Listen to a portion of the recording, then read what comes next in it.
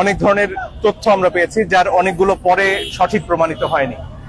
এমন একটা ধারণা আমাদের দেওয়ার চেষ্টা করা হয়েছে যে শেখ হাসিনা চলে যাওয়ার পরে এবং সেনাবাহিনী যদি সেভাবে মাঠে না থাকে তাহলে দেশটা রসাতলে যাবে। বাংলাদেশের পরিস্থিতি ভেবেছিলাম ঠিক হবে, কিন্তু এখনো সেইভাবে ঠিক হয়নি। আরো পরিস্থিতি কিছু খারাপ হচ্ছে, আরো অন্যদিকে খারাপ হচ্ছে। হ্যাঁ, কারণ হচ্ছে এখন যেহেতু সরকার আর কেউ নেই, সেইভাবে কোনো মিলিটারির হাতে এখন রয়েছে, এখনো অন্তর্বর্তীকালীন সরকার গঠন করা হয়নি সেভাবে। তো সেখানে তো কোনো আইন শৃঙ্খলা কিছুই চলছে না।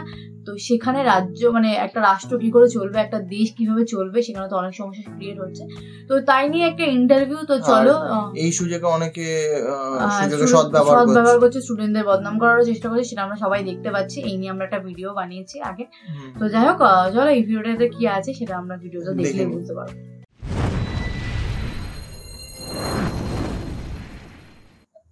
আমাদের অনেক সংখ্যায় কেটেছে, অনেক ধরনের তথ্য আমরা পেয়েছি, যার অনেকগুলো পরে সঠিক প্রমাণিত হয়নি। এমন একটা ধারণা আমাদের দেওয়ার চেষ্টা করা হয়েছে যে শেখ হাসিনা চলে যাওয়ার পরে এবং সেনাবাহিনী যদি সেভাবে মাঠে না থাকে তাহলে দেশটা রসাতলে যাবে। আমি সবাইকে অনুরোধ করবো আজকে ঢাকা শহরে এসে দেখে যান। আমরা যেটা পারিনি, দিনের পর দিন ঢাকায় ট্রাফিক ব্যবস্থায় চূড়ান্ত অব্যবস্থাপনা হয়েছে, মানুষ হয়রানি হয়েছেন, ঘুষ দিতে হয়েছে পদে পদে। আজকে আমাদের ছেলে মেয়েরা রাস্তায় নেমে এসেছে এবং কত সুশৃঙ্খল ভাবে ঢাকার রাস্তা চলছে সেটা আপনারা নিজে না দেখলে বুঝতে পারবেন না। স্বাভাবিকভাবে চলছে, সেভাবে যানজট নেই এবং অনেক বিষয় যেগুলো অনেক দেশে সাধারণভাবে মানুষ জানে বলে ধরে নেওয়া হয়, ধরুন আপনি ডান দিকে যাবেন তখন আপনি বাম দিকের রাস্তা বন্ধ করবেন না, কিংবা আপনি বামে যাবেন তখন আপনি ডানের রাস্তা বন্ধ করবেন না। এই সাধারণ বিষয়গুলো আমাদের ছেলেমেয়েরা আমাদেরকে শেখাবার চেষ্টা করছে। তারা রাস্তা ঝাড়ু দিচ্ছে নিজেরা। আমাদের বড়দের একটু কোথাও লজ্জা থাকা উচিত, তাদের পাশে এসে আমরা দাঁড়াই, আমাদের শহর আমাদের দেশ আমরা পরিষ্কার করি, নোংরা না করি, সুশৃঙ্খল থাকার চেষ্টা করি, তাদেরকে সাহায্য করি। যাদের উপর হামলা করার চেষ্টা করা হচ্ছে অনেক জায়গায়, মন্দিরগুলোতে মাদ্রাসার ভাইয়েরা এসে সারা রাত জেগে পাহারা দিয়েছে।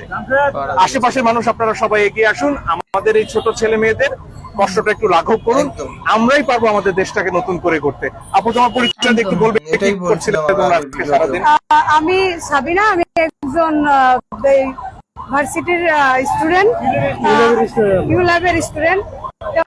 আমরা সকাল থেকে সংসদে গেছি। ফার্স্ট অফ অল সেখানে আমরা ঝাড়ু দিয়েছি।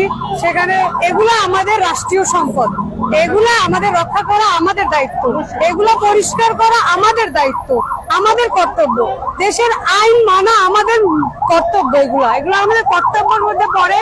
তো আমরা চাইবো যে সাধারণ জনগণ আমাদের পাশে এসে দাঁড়াক, তারাও এইগুলা করুক, আমাদের সাথে কাঁধে কাঁধ মিলিয়ে একসাথে আমরা কাজ করতে চাই ইনশাআল্লাহ। এবং আরেকটা ব্যাপার, সেটা হচ্ছে আপনাদের যারা রাস্তা বেরোচ্ছেন, আমাদের ছেলেমেয়েরা কিন্তু সেই মনে আছে নিরাপদ সড়ক আন্দোলন, আপনার ড্রাইভিং লাইসেন্স সাথে আছে কিনা একটু সাথে রাখবেন, মেয়াদটা আছে কিনা দেখে নিন, কারণ এখন ঘুষ দিয়ে পাওয়ার আসলে কোনো রাস্তা নেই।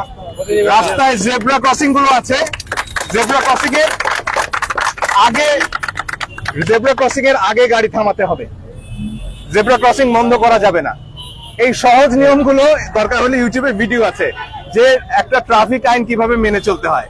ট্রাফিক আইন মেনে চলুন, আমাদের বাচ্চারা যা করছে তাকে সাহায্য করুন। ঢাকা স্বাভাবিক হয়ে আসছে, আরো স্বাভাবিক হবে। এবং কিছু প্রশ্ন যাচ্ছে, আমি জানি না গণভবনের যে বড় ফটক রয়েছে ওটা আসলে একটা ট্যাঙ্ক দিয়ে ধাক্কা দিলে আসলে পড়ে যায় কিনা, সে গেট কেন খোলা ছিল, প্রতিরক্ষা মন্ত্রণালয়ে যে কাগজগুলো থাকে সেখানে কোন গোপন দলিল, আমি জানি না। এর আগে বাংলাদেশের কতজন প্রতিরক্ষা মন্ত্রণালয়ের কথা শুনেছেন, কিন্তু সেখানে ব্যাপক ভাঙচুর হয়ে গেছে শুনলাম।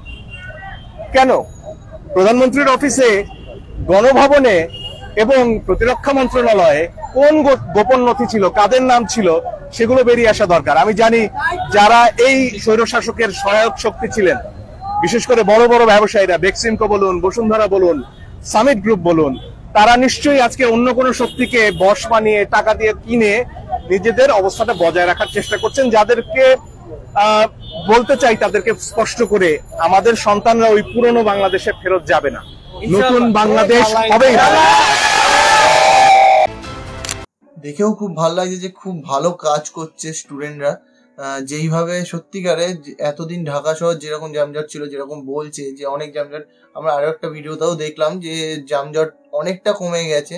নিয়ম মতন, যেইভাবে নিয়ম মতন চলা উচিত সেরকম ভাবে চললে যানজট হওয়া কমে যাবে একদম। আর তার সাথে সাথে এখানেও বলা হয়েছে যে হ্যাঁ, অনেক হিন্দু মন্দির বা অনেক হিন্দু মানুষের উপরে অত্যাচার করা হচ্ছে, সংখ্যালঘিষ্ঠ মানুষকে, তো সেখানে দায়িত্ব নিতে হবে। প্লাস মাদ্রাসার সবাই গিয়ে পাশে দাঁড়াচ্ছে, রাত্রি করে সারা রাত জেগে তারা পাহারা দিচ্ছে। তো সবাই যারা সাধারণ মানুষ আছে বাদবাকি সবাই নেমে আসো, তাদের সাথে তাদের পাশে থাকো।